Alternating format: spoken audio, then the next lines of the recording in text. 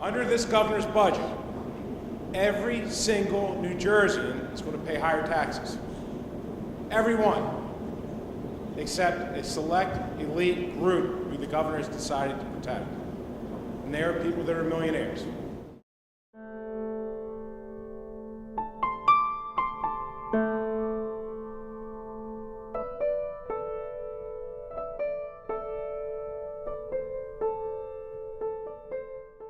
The bill we're debating today, the millionaires tax, is extremely important to the people of the state of New Jersey.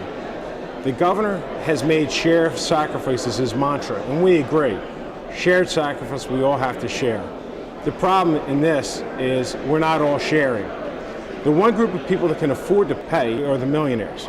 They're the ones that are actually getting a tax break. What we're talking about is asking them to pay what they paid last year in order to provide relief to 600,000 seniors.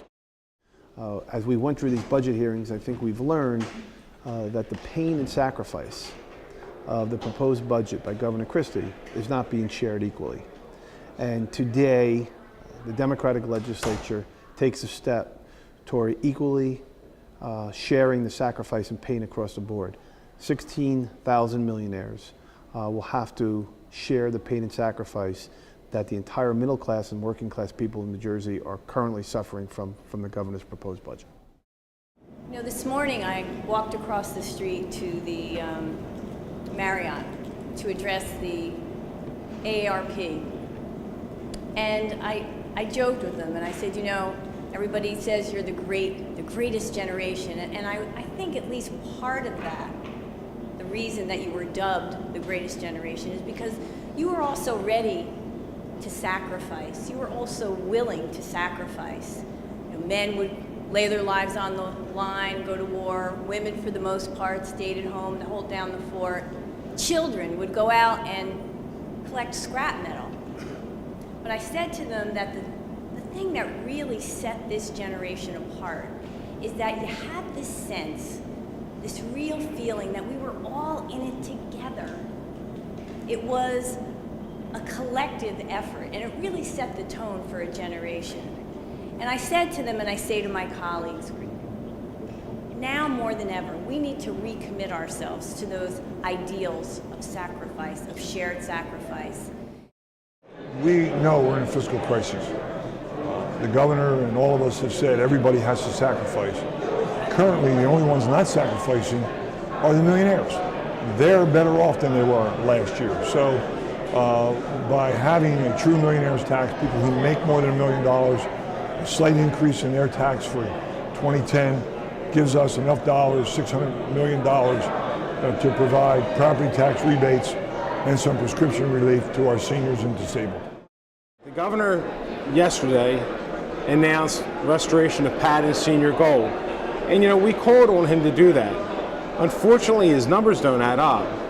But none of his numbers have added up since we started this. I appreciate the governor's recognition that the Senate and the Assembly were correct in demanding that these programs be restored because we were hurting seniors too much. How he is proposing to restore the $55 million, it's a bunch of gimmicks.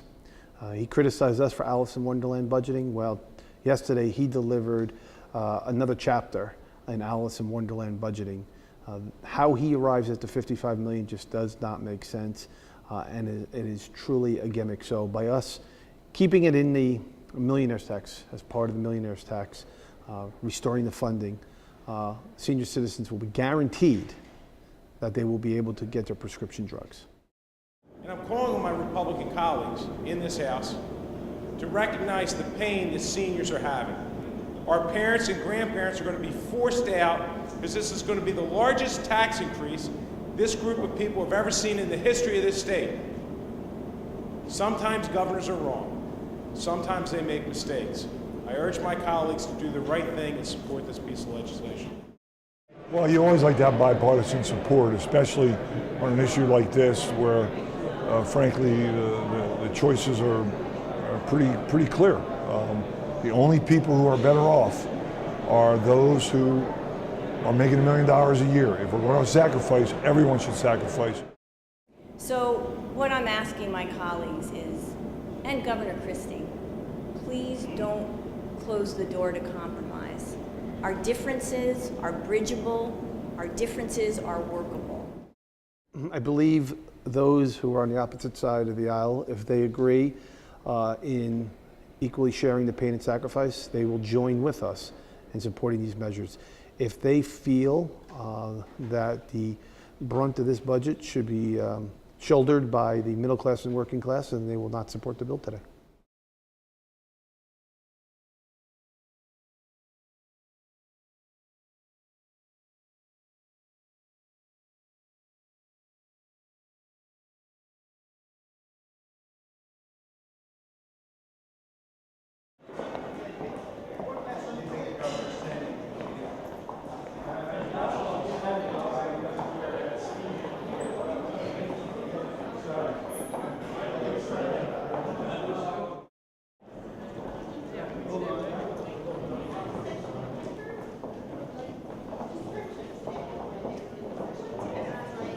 Excuse me?